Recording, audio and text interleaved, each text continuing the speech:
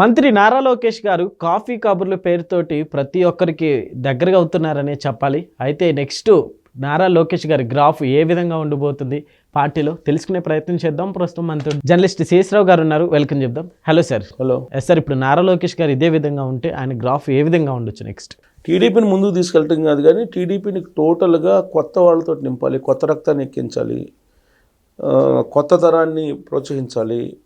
మూడో తరం వచ్చేసింది, మూడో తరాన్ని తీసుకురావాలి అనేటువంటి ఒక ప్రయత్నం అయితే ఆయన చేస్తున్నారు. లోకేష్ గారు తెలుగుదేశం పార్టీలో కీలకమైనటువంటి రోల్స్ పోషించిన తర్వాత చాలా మార్పులు ఆయన తనదైన స్టైల్లో తీసుకురాగలిగారు కూడా. ఎందుకంటే ఆయన కార్యకర్తల సమన్వయ కమిటీ కన్వీనర్గా తెలుగుదేశం పార్టీలోకి ఎంటర్ అయ్యారు. ఆయన కార్యకర్తలు యోగక్షేమాలు, కార్యకర్తలకు బీమా చేయించడం, కార్యకర్తల ఆరోగ్యం, వీటన్నిటిని మీద కాన్సన్ట్రేషన్ చేసి ఆయన కార్యకర్తల మన్ననలు పొందగలిగారు. అమెరికా సైన్యానికంటే మించినటువంటి సైన్యాన్ని తయారు చేశారు. ఇవాళ ఆంధ్రప్రదేశ్లో 1 కోటి మందికి పైగా తెలుగుదేశం పార్టీ సభ్యత్వం ఉంది. అది నారా లోకేష్ గారు సాధించినటువంటి విజయంగా చెప్పుకోవచ్చు. ప్రస్తుతం తెలుగుదేశం పార్టీ జాతీయ ప్రధాన కార్యదర్శిగా ఉన్నారు ఆయన. ఆయన లోకేష్ గారు యువగళం పాదయాత్ర చేసిన తర్వాత తనంటే ఏంటి, తను ఏ విధంగా రిఫార్మ్ అయ్యారు పొలిటికల్గా అనేది నిరూపించుకున్నారు. ఎందుకంటే ఆయన కార్యకర్తల సమన్వయ కమిటీ కన్వీనర్గా కంటిన్యూ అయ్యి ఆ తర్వాత తెలుగుదేశం పార్టీ జాతీయ ప్రధాన కార్యదర్శిగా మినిస్టర్గా చేశారు. అది ఎమ్మెల్సీగా అయ్యి ఎమ్మెల్సీ నుంచి మినిస్టర్ అయ్యాడు. సో అప్పుడు ఆయన విమర్శలు ఎదుర్కొన్నారు, దొడ్డుదావని వచ్చారు అది ఇది అని చెప్పి. కానీ రియల్ పొలిటీషియన్స్గా ఎప్పుడు ఆయన ఎమర్జ్ అయ్యారు అని అంటే యువగళం పాదయాత్ర చేసిన తర్వాత నుంచి రియల్ పొలిటికల్ లీడర్గా ఆయన ఎమర్జ్ అయ్యారు. ఆయన ఆ యాత్ర చేసిన కారణంగా ఆయన నాయకత్వ లక్షణాన్ని పుణుకుపుచ్చుకున్నాడు, నాయకత్వ లక్షణాలు ఉన్నాయి అని క్యాడర్ నమ్మింది, లీడర్లు నమ్మారు, తెలుగుదేశం పార్టీ లీడర్లు కూడా నమ్మారు. అందుకే ఆయన నాయకత్వాన్ని ఇవాళ ప్రోత్సహిస్తున్నారు. సో ఇప్పుడు ఆయన మూడో తరం తెలుగుదేశం పార్టీ. ఫస్ట్ ఎన్టీ రామారావు గారు తర్వాత చంద్రబాబు గారి తర్వాత లోకేష్ గారు. రాబోయే రోజుల్లో తెలుగుదేశం పార్టీని నడిపించేటువంటి నాయకుడు ఎవరంటే లోకేష్ గారు అంటున్నారు. సో కాబట్టి ఏ విధంగా నడిపించాలి అనే దాని మీద ఆయనకి పూర్తి స్థాయిలో అవగాహన ఉంది.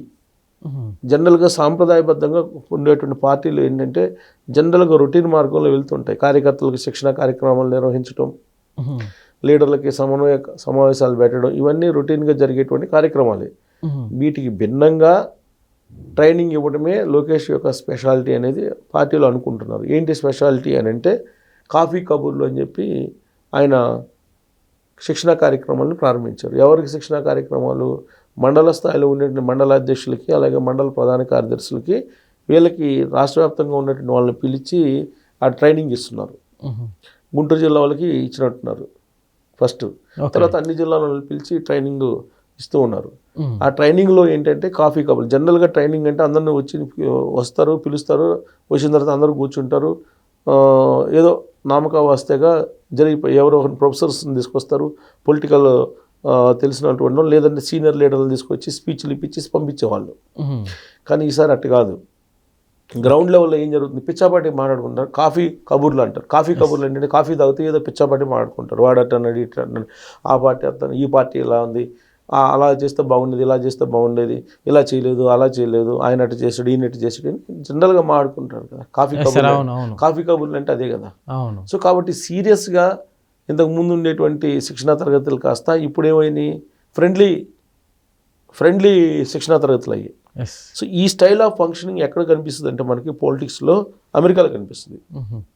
అమెరికా తరహాలో ఇప్పుడు మొత్తం కాఫీ కబుర్లు అనే కాన్సెప్ట్ తోటి ఇప్పుడు లోకేష్ గారు శిక్షణా తరగతులను ఇస్తున్నారు. క్యాడర్కి అనుకోవచ్చు. ఎందుకంటే ఆయన ఒకటే చెప్తున్నారు శిక్షణా తరగతుల్లో. ఏం చెప్తున్నారంటే, మీరు తెలుగుదేశం పార్టీ కార్యకర్తలుగా ఎంటర్ అయ్యి ఏదో ఒక మారుమూల గ్రామంలో మీరు ఎంటర్ అవుతారు, గ్రామంలో ఎంటర్గా, అక్కడి నుంచి రాష్ట్ర స్థాయికి మీరు ఎదగాలి అని చెప్పి చెబుతూ నిమ్మల రామానాయుడు ఇలాంటి వాళ్ళని ఉదాహరణగా చెప్తున్నారు. నిమ్మల రామానాయుడు గారు కూడా మండల అధ్యక్షుడి నుంచి ప్రారంభించి ఇవాళ మినిస్టర్ అయ్యాడు. సో ఆ తరహాలో కొన్ని ఉదాహరణలు చెప్తున్నారు. ఉదాహరణలు చెప్పి మీరు గ్రామ స్థాయి నుంచి రాష్ట్ర స్థాయికి ఎదగాలి. తెలుగుదేశం పార్టీ అనేది కార్యకర్తల పార్టీ. సో ప్రతి కార్యకర్త అధినేతే. ఓకే. తెలుగుదేశం పార్టీ యొక్క బ్యూటీ అది. కాబట్టి మీరు తెలుగుదేశం పార్టీ అనేది ఒక డిగ్నిటీగా ఫీల్ అవ్వండి. మీరు దాంట్లో ఉన్నంతకాలం మీకు డిగ్నిటీ ఉంటుంది అనే ఒక నమ్మకాన్ని పెంచుకొని మీరు ప్రజలకు సేవ చేయండి, ప్రజలతో ఉండండి, ప్రజలతోటి అనుసంధానం అవ్వండి, పార్టీతోటి అనుసంధానం అవ్వండి.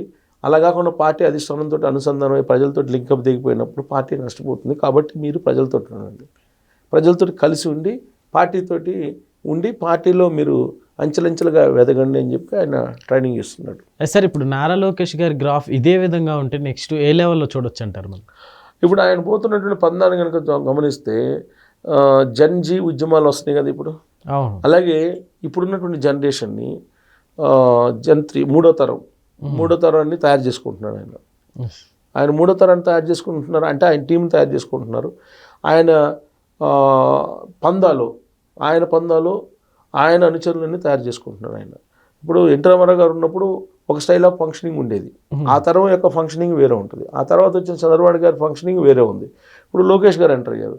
లోకేష్ గారు తరం ఇది, లోకేష్ గారు తరం కాబట్టి ఆ తరానికి సంబంధించినటువంటి ఆ జనరేషన్కి సంబంధించినటువంటి ట్రైనింగ్ వాళ్ళ ఆలోచనలన్నీ డిఫరెంట్గా ఉంటాయి. ఇప్పుడు తరానికి మధ్య అంతరం ఉంటుంది. ఇప్పుడు మనకు అంతకు ముందు పైతరం వాళ్ళు చెప్పేది మనకు నచ్చదు కదా, మనం మన పిల్లలకి చెప్తాం, మన పిల్లలకు నచ్చదు. ఇది కామన్, ఇది అదే జనరేషన్ గ్యాప్ అంటారు. ఈ జనరేషన్ గ్యాప్లో నీకు పెద్దవాళ్ళు చెప్పేది ఆనందం వినరు. సో ఆ జనరేషన్ గ్యాప్ వచ్చేసింది ఇప్పుడు. సో రామారావు గారు అప్పుడు పార్టీ ఏ సిద్ధాంతాల కోసం పెట్టారు, ఆ తర్వాత అక్కడ లీడర్స్ని ఎలా ఎంపిక చేశారు. కాబట్టి అప్పుడు రామారావు గారు సీనియర్ ఎన్టీఆర్ రామారావు గారు చేసినట్టు మనం చేద్దామంటే ఇప్పుడు కుదరదు. చంద్రబాబు నాయుడు గారు తనైనట్టు పందాలు తీసుకెళ్లారు. చంద్రబాబు నాయుడు గారు చేసినట్టు మనం చేద్దామంటే కుదరదు.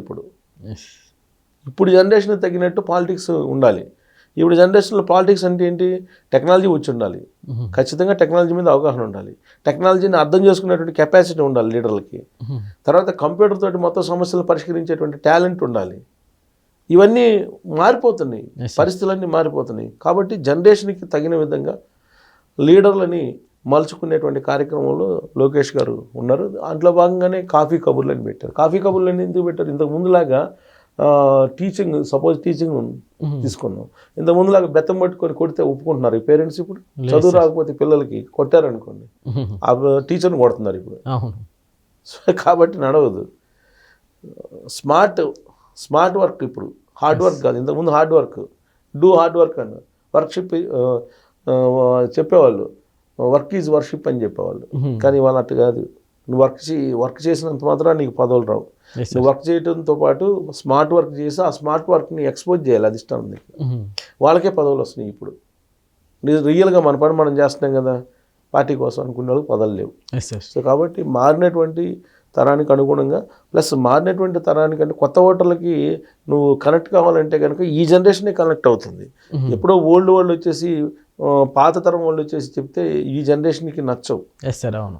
ఇప్పుడు సినిమా పాటలు కూడా చూస్తాం, పాత తరంలో ఉండే బాణీలు వేరు, ఇప్పుడు బాణీలు వేరు. అప్పుడు ఉండే లిరిక్స్ వేరు, ఇప్పుడు ఉండేవి. అప్పుడు లిరిక్స్ కనుక ఇప్పుడు చెప్పారనుకోండి, ఇప్పుడు ఉండేటువంటి జనరేషన్కి అర్థమవుతాయి అసలు లేదు. సో కాబట్టి ఈ జనరేషన్కి తగిన విధంగా ఆయన పార్టీని మలుచుకునేందుకు, పార్టీని ముందుకు తీసుకెళ్లేందుకు ప్రయత్నం చేస్తున్నారు లోకేష్ గారు. దానికి జన్జీ ట్రాన్స్ఫర్మేషన్ అనేది పెట్టుకున్నారు, కాఫీ కబుర్లు అని పెట్టుకున్నారు. ఇది అమెరికా స్టైల్. ఒబామా ఇలాంటి ఈ టైప్ ఆఫ్ పాలిటిక్స్నే ఆయన నడిపాడు, ఒబామా. సో కాబట్టి ఇప్పుడు మనకి టౌన్ హాల్ మీటింగ్స్ అని ఉండేది అమెరికాలో. ఎలక్షన్ వస్తే టౌన్ హాల్ మీటింగ్స్ అని ఉండేది, బహిరంగ సభలు అట్టుండేవి కాదు. సో రాజకీయాలు మారుతున్నకు అనుగుణంగా జనరేషన్ మారుతుంది. జనరేషన్ మార్పుకు అనుగుణంగా క్యాడర్ మారాలి, కార్యక్రమాలు మారాలి, అన్నీ మారాలి. ఆ దిశగా ఆయన వెళ్తున్నారు. ఇది మంచి పరిణామం. Okay sir, thank you.